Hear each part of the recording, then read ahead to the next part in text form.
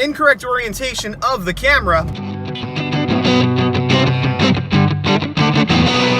But I'm on my way back. I went and picked up some bagels. Since we moved to this new town, it's been difficult to find bagels. Sorry if I'm yelling, I'm just not sure how good the microphone's working. It was supposed to be 10 minutes away. It ended up being 15 minutes away. So with the wait and everything, it's like a 45-minute trip to go get some breakfast.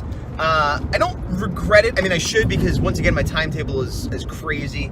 But it's a really nice day out, and I got to experience it in the perfect way. From my car, with music playing, and, you know, sorry about that thing. That's probably really annoying on the screen. Anyway, I'm heading back now, gonna have breakfast, and then start stuffs. Yeah. Back in the car, another not great scheduling day. Not as bad as yesterday because I don't have a class to go to, but I did once again get up late. My schedule's been all weird, and I've been staying up late to do work, which means I sleep in late, getting the work done, but whatever. I'm not stressing about it too much because as I said, I don't have something I have to do later on today, so whatever. But I did do my warm-up with the group prompt, which was Rainmaker from Gen 13 from Image. Not a character I was ever a particular fan of. I remember reading that comic and liking it a bit. She was not my favorite character. I think I liked Freefall, I think, was her name. She was more of like a punky, gothy chick. But anyway, that's neither here nor there. I did it. I don't like it. 30-minute time constraint, drawing a hot, quote-unquote, girl character, which is not my specialty. Not sharing this one around, but I'll share it with you. Here you go.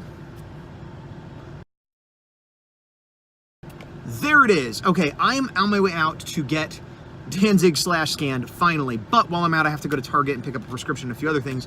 So unfortunately, that's gonna delay my getting to work on the actual print and or the horror. However, I am going to count the time it takes to drive to the FedEx and get the scan and all that as part of my time in, because it is working on it.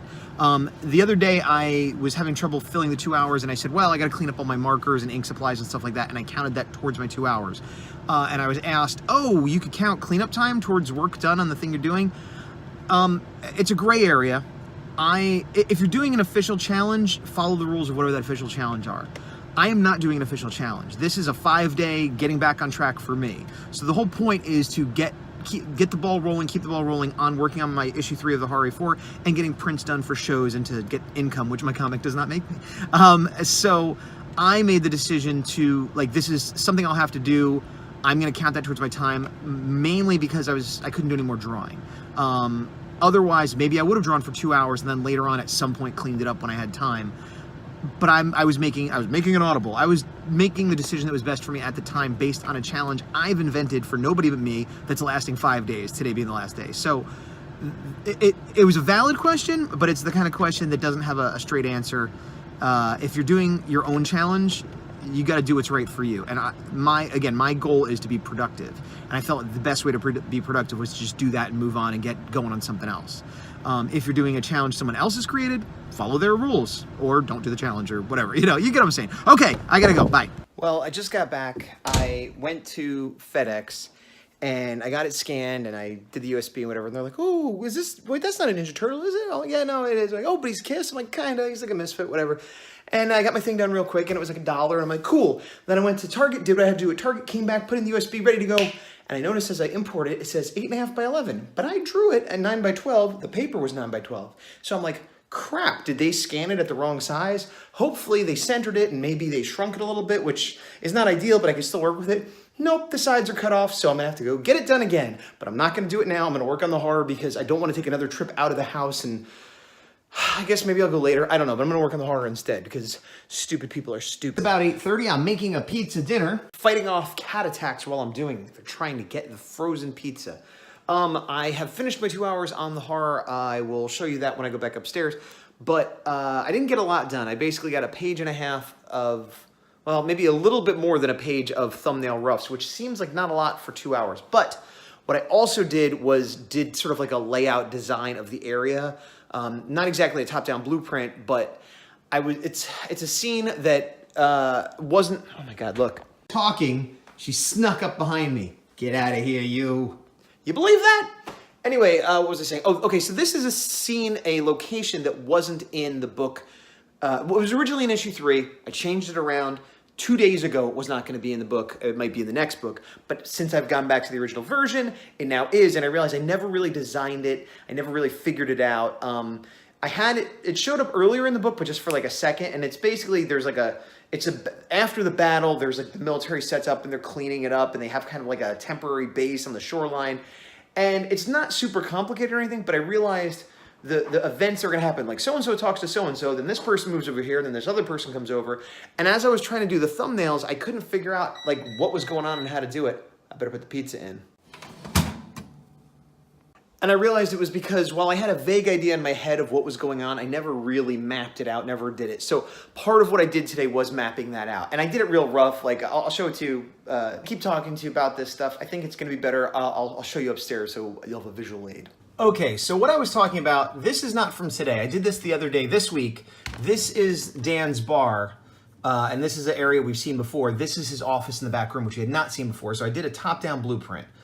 Now, for this area, it's a lot messier. This is what I actually drew. This is from an earlier panel where I have just showed this one scene, but it's a lot of wreckage, so it's just sort of a flat area and wreckage, and it's more about the soldiers getting orders. This is the other shot, which is early on, which is the facility before the Horror destroys it. So there isn't a lot to go on. There's like a building, you know, a mill with water, some kind of hydroelectric plant or whatever, and then there's water and the road and whatever. So I have Boots approaching a guard here. This is not a scene from, this is not a panel from the book, but this right here is a panel. And then over here, there's a panel and stuff. So I just want to get the idea that there's a road and then the shoulder, and then there's sort of a guardrail and there's a big destroyed building and then a bunch of rubble. And then beyond that is the beach and water. And it doesn't seem that complicated, but I really needed to kind of get it down like this just to, you know, have it straight in my head. There, I went back to these panels. This is page 20. And I had already kind of worked on these two. And you can see I just sort of put straight lines in, and these are a little less detailed than some of the others I've done. And then I had to sort of know where these other people were coming from, and there's the busted up building. I mean, I know it looks like nothing, but I know what it's supposed to be now, which is the important thing. And then a close-up of Boots. And then again here, you can almost see that shot I was just talking about, where, you know, now it's from a lower angle and further away, but that's a truck, not that you can tell what it is. But again, there's the busted up building, there's the fence, you know, we're kind of as if we were standing across the street from her, and I just know where everything is, even at this rough phase. And then up here, these were much more, these two were close-ups, so they weren't as important. This one's kind of a close-up, but again, there's the truck, there's the busted up building, and it just helped me with the staging. Well, another half hour of work. I'm at FedEx Kinko's. This is not the one nearby my house. The one nearby my house closes at 9. This one closes at 10. It's like 3 minutes to 10 right now. I went in and got it done.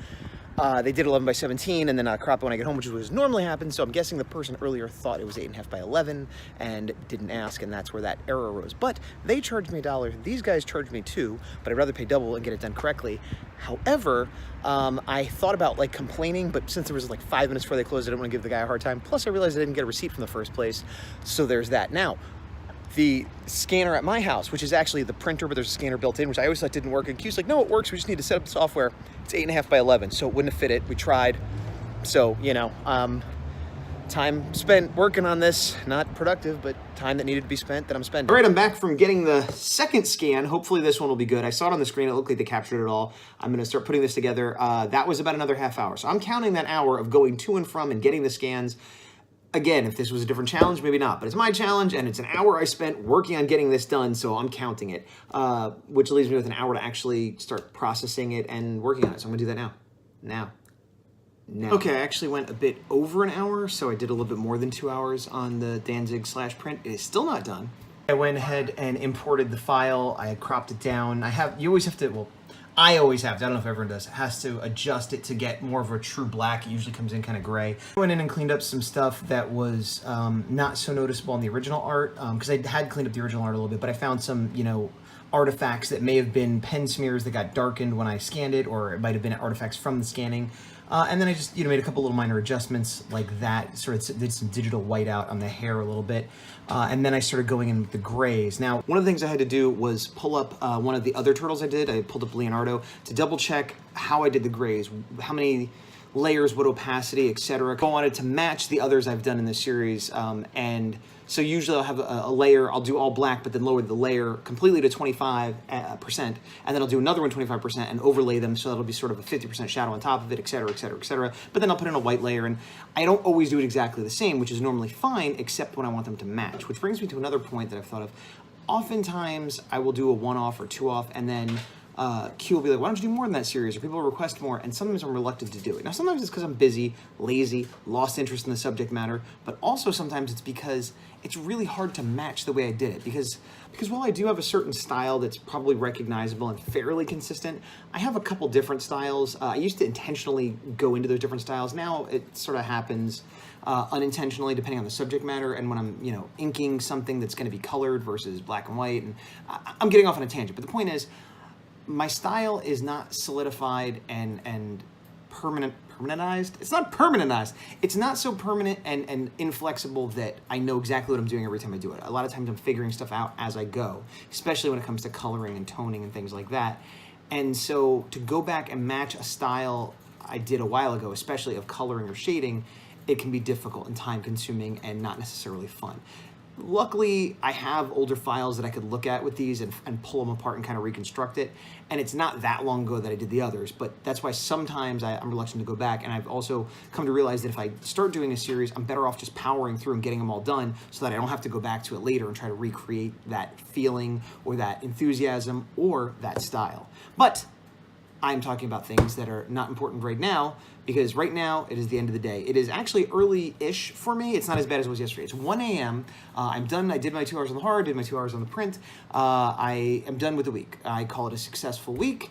Basically, my goal was to get back in the swing of things, to get back on track. This is day 5 of that. Both working on my comic and, again, getting prints done and just working on art every day, which I had been. I did the March of Robots, but it just didn't feel... I don't know why. I guess because I wasn't working on my comic. But what I tried to do is make sure I was working 4 hours a day on art. And that's what I did. Not including client work or anything else, but just my own art, whether for prints or for the comic. And it wasn't terribly difficult, but it's more difficult than it should be to basically be working half-time, like a part-time job on it.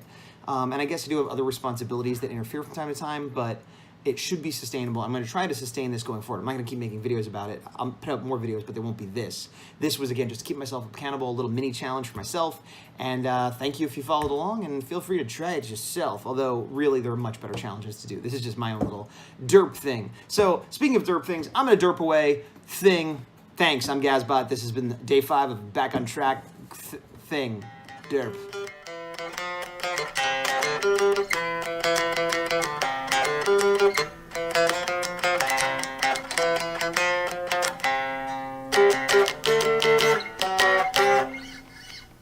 Then I went in and cleaned up some stuff that, because I usually do,